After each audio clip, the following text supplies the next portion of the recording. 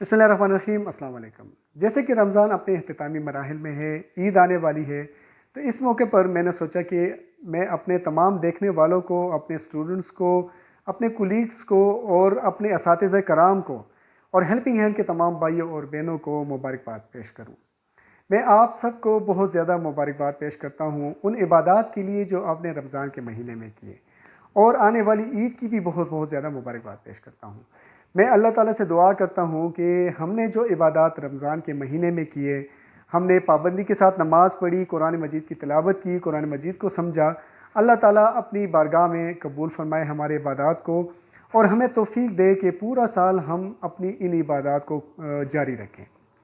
मैं आखिर में आप सबसे एक दरख्वास्त करता हूँ, और ये बहुत ज़्यादा इम्पॉर्टेंट मैसेज है, ये आप सब लोगों तक भी पहुँचाएँ कि इस ईद के पुरमसरत मौके पर आप उन लोगों को ज़रूर याद रखिएगा जो कि इस्तिताअत नहीं रखते कि अपने बच्चों के लिए, अपने फैमिली मेम्बर्स के लिए ईद की खुशियाँ ख़रीद सकें।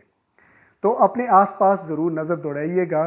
आपको अगर ऐसे लोग नज़र आते हैं तो उनकी मदद ज़रूर कीजिएगा। अल्लाह ताला हमारी मुश्किलात को आसान फरमाए और हमारा हामी व नासर हो।